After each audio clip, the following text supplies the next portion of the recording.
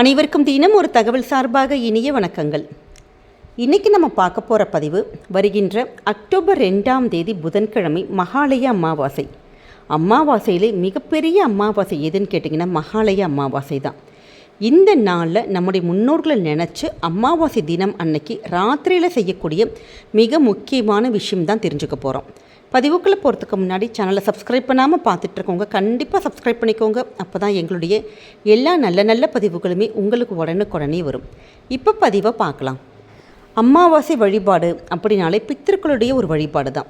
ஏன்னா பித்திருக்களுடைய பரிபூர்ண ஆசீர்வாதங்கள் நமக்கு வரக்கூடிய ஒரு நாள். குடும்பத்தில் எப்படிப்பட்ட ஒரு தோஷமாக இருக்கட்டும், ஒரு சாபக்கேடாக இருக்கட்டும், இல்லை நடக்காத ஒரு விஷயங்கள் கூட நமக்கு நடக்கிறதுக்கு மிக முக்கியமான ஒரு காரணம் எதுன்னு கேட்டிங்கன்னா பித்திருக்களுடைய ஒரு வழிபாடு தான். பித்திருக்களுக்கு நம்ம நல்லபடியாக வழிபாடு பண்ணி அவங்க நல்லபடியாக நமக்கு ஒரு அனுகிரகம் பண்ணால் மட்டும்தான் குடும்பத்தில் நல்ல விஷயங்கள்லாம் ஒவ்வொன்றாக நடக்க ஆரம்பிக்கும்.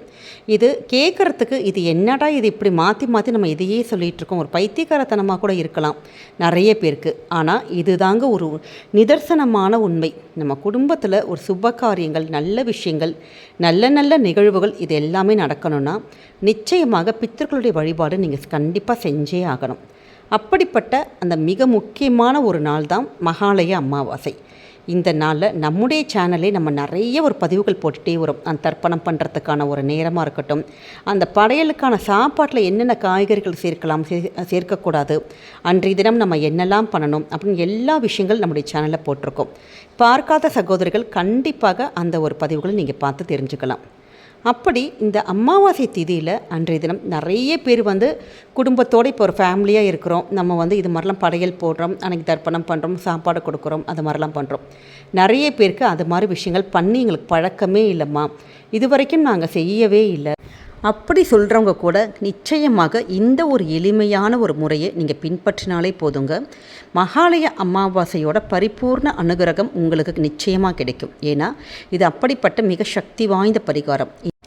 அமாவாசை திதின்னு சொல்லிட்டாலே நமக்கு பஞ்சபூதங்களுடைய சக்தியானது ரொம்ப அதிகமாக இருக்கும். அதுவும் இந்த மகாலய அமாவாசையில் ரொம்ப அந்த சக்திகள் அதீதமாக இருக்கிறதுனால அன்றைய தினம் ராத்திரியில் நம்முடைய வீடுகளில் செய்யக்கூடிய மிக எளிமையான சக்தி வாய்ந்த பரிகாரம். நம்முடைய வீட்டில் வீட்டுக்குள்ளே உள்ளே வரத்துக்கு முன்னாடி நிலவாசல் இருக்கும் பார்த்திங்களா, அந்த நிலவாசலுக்கு வெளியில், அதாவது இப்போ சொந்தமாக ஒரு வீடு இருக்கிறவங்க நிலவாசலுக்கு வெளியில் நம்ம கோலம் போடுறதுக்கான ஒரு இடம் இருக்கும். இப்போ அப்பார்ட்மெண்ட்ஸில் இருக்கிறவங்க அந்த நிலவாசலுக்கு வெளியில் இந்த பக்கம் சைடில் ஷூ வச்சுருக்கலாம், நம்ம டைல்ஸ் மாதிரிலாம் போட்டிருப்பாங்க. இந்த ஒரு இடத்துல நீங்கள் உங்கள் வீட்டில் இருக்கிற சர்க்கரை, இப்போ உங்கள் வீட்டில் சர்க்கரை தான் இருக்குன்னா சர்க்கரை எடுத்துக்கலாம், இல்லாட்டி நாட்டு சர்க்கரை, நம்ம நிறைய பேர் இந்த ப்ரௌன் சுகர்னு சொல்லுவாங்க பார்த்திங்களா, அந்த நாட்டு சர்க்கரை எடுத்துக்கலாம். இல்லாட்டி எங்கள் கிட்ட ரெண்டுமே இல்லைம்மானா வெல்லம் இருக்குது பார்த்திங்களா, வெல்லத்தை லைட்டாக நீங்கள் பொடி பண்ணிக்கிட்டாலே உங்களுக்கு அதோட தூள் வந்துடும், வெள்ளத்தூள். இந்த 3ல் ஏதாவது ஒன்று எடுத்துக்கிட்டு உங்கள் கையால் அப்படி லைட்டாக அப்படி தூவி விட்டுருங்க. ஏன்னா அந்த நம்ம அப்படி தூவி விடுகின்ற அந்த ஒரு சர்க்கரையானது நிச்சயமானது ஏதோ ஒரு எறும்புகள் அந்த உணவை எடுத்துகிட்டு போயிடும். இது அன்றைய தினம் நம்ம எதுவுமே செய்யலை, எந்த ஒரு உயிரினத்துக்கு ஒரு தானமோ எதுவுமே கொடுக்காமல் இருந்தாலும் பரவாயில்ல, இந்த ஒரு தானம் மிகப்பெரிய ஒரு அன்னதானத்துக்கு சமம்ங்க. ஏன்னா அந்த எறும்புகளுக்கு நம்ம ஒரு உணவு அளித்ததற்கான ஒரு பலன் கிட்டும். நீங்கள் மிகப்பெரிய அளவில் நம்ம ஒரு அன்னதானம் கொடுக்காமல் இருந்தாலும் பரவாயில்ல, நல்ல இலை போட்டு சாப்பாடு கொடுத்து அடுத்தவங்களுக்கு அது வாங்கி இது வாங்கி, நம்ம அப்படி வஸ்திர தானம் சொல்லுவாங்க, என்னென்னவோ தானங்கள் இருக்குது. அப்படியெல்லாம் நம்மளால் எதுவுமே செய்ய முடியல அப்படிங்கிறவங்க கூட, இல்லாட்டி நான் அதை மறந்து போனவங்க கூட அன்றைய தினம் மட்டும் இந்த ஒரு எளிமையான ஒரு சின்ன ஒரு உயிருக்கு நீங்கள் தானம் கொடுத்து பாருங்களேன். ஏன்னா எறும்புகள் என்ன பண்ணுமா, நம்முடைய நம்ம எந்த ஒரு பொருள் கொடுத்தாலுமே அதை அதோட வாயில் அப்படியே எடுத்துகிட்டு போயிட்டு அதுக்கான ஒரு சாப்பாடை ஸ்டோர் பண்ணி வச்சுக்குமா, நம்ம அப்படியே பதுக்கி வச்சுக்குமா. ஏன்னா அதோடைய மழை காலத்தில் அதனால் வெளியில் வர முடியாது. அந்த நேரத்தில் அதை தேக்கி வைத்திருக்க அந்த உணவுகள் தான் அதற்கு உணவாக எடுத்துக்கும். அப்படிப்பட்ட அந்த எறும்புகளுக்கு நம்ம கொடுக்குற இது ரொம்ப நாளைக்கு இந்த சாப்பாடானது அதை வச்சு சாப்பிட்டுக்குமா. ஏன்னா அப்படியெல்லாம் அது மாதிரி பண்ணுறப்ப நிச்சயமாக அந்த ஒரு சின்ன ஒரு உயிரினம் நம்மை வாழ்த்துங்க. இது மிகப்பெரிய தானம். இதை ஒரு காஞ்சி மகா பெரிவாரே சொல்லியிருக்காரு. அதாவது அரிசியை நல்ல பொடிச்சிட்டு அந்த எறும்பு புத்தில் போட்டுக்கிறது 1000 உயிர்களுக்கு ஒரு சாப்பாடு கொடுத்ததற்கான ஒரு பலன் சொல்லியிருக்காரு. அதே மாதிரி தான் நம்ம வந்து ஒரு சின்னதான ஒரு இனிப்பை அன்றைய தினம், அது ராத்திரினா ரொம்ப ராத்திரி வேணால் ஒரு 8 to 9 மணிக்குள்ளே, அந்த மாலையில் ஒரு 7 மணிலேருந்து ஒரு 9 மணிக்குள்ளே நீங்கள் எடுத்துக்கலாம். அந்த நேரத்தில் உங்களுடைய வீட்டு வாசலில் நிலவாசலுக்கு வெளியே இப்படி வெதறி மட்டும் விடுங்க. கண்டிப்பாக ஏதோ ஒரு உயிர் கண்டிப்பாக அந்த ஒரு உணவை வந்து எடுத்துக்கோங்க. நம்ம நிறைய பேர் அன்றைக்கு காக்க சாதம் கொடுத்துருப்பாங்க, இல்லாட்டி வந்து பசுமாடுகளுக்கு தானம் கொடுத்துருப்போம், வேறு யாருக்காச்சும் தானம் கொடுத்துருப்போம். உங்களுக்கு அந்த புண்ணியமும் கிடைக்கும். இல்லை வந்து நாங்கள் ஆனால் ஒன்றுமே செய்யாதவங்களும் நிறைய பேர் இருந்திருப்பாங்க. நீங்கள் இந்த ஒரு தானம் பண்ணாலுமே அந்த அன்னதானத்துக்கு பலனாக போயிடும். அதனால் நிச்சயமாக நீங்கள் மறக்காமல் இந்த ஒரு தானம் மட்டும் பண்ணிடுங்க. அடுத்த முக்கியமான விஷயம் என்னன்னு கேட்டிங்கன்னா, அன்றைய தினம் ராத்திரியில் நம்ம ஏற்றி வைக்கக்கூடிய ஒரு தீபமும் ஒரே ஒரு டம்ளர் தண்ணீரும்.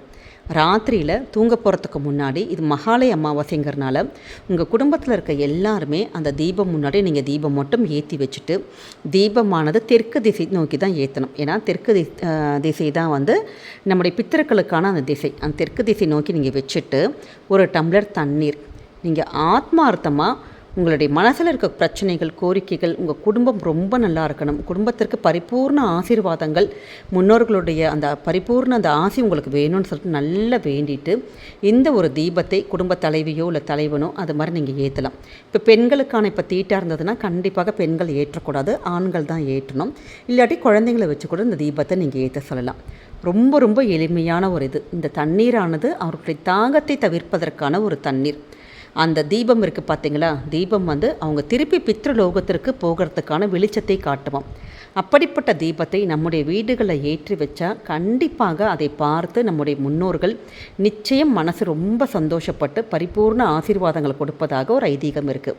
அதனால் இன்றைய தினம் மட்டும் அமாவாசை ராத்திரியில் இந்த 2 விஷயங்கள் மட்டும் நீங்கள் மறக்காமல் பண்ணுங்கள். நிச்சயமாக எப்படிப்பட்ட பித்ருதோஷமும் போகும். நான் தடைப்பட்ட சுப காரியங்கள் வீட்டில் ஒவ்வொன்றா நல்ல நல்ல விஷயங்கள் எல்லாமே நடக்க ஆரம்பிக்குங்க.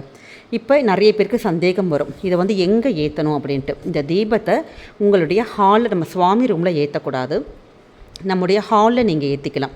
இப்போ நாங்கள் எல்லாருமே ஹாலில் தாம்மா படுக்கிறோம் அப்படின்னா என்ன பண்ணுறதுன்னு கேட்டால், தாராளமாக உங்களுடைய வராண்டா இருக்கும் பார்த்தீங்களா, வராண்டாவில் நீங்கள் ஏற்றிக்கலாம். தீபமானது தானாகவே மலையேறட்டும். அதில் ஊற்றப்போகின்ற அந்த எண்ணெய் வந்து சுத்தமான நல்லெண்ணெய் மட்டும்தான் இருக்கணும். இந்த கலப்பு எண்ணெயோ நெய்யோ இது மாதிரி இருக்கக்கூடாது. நல்லெண்ணெய் விட்டு பஞ்சுத்திரி போட்டு ஒரு தீபம் ஏற்றணும். தீபத்தை அப்படியே வெறுந்தரையில் நீங்கள் வைக்கக்கூடாது. அடியில் ஒரு குட்டி தட்டு ஏதாவது வச்சுட்டு தான் அந்த தீபத்தை ஏற்றணும்.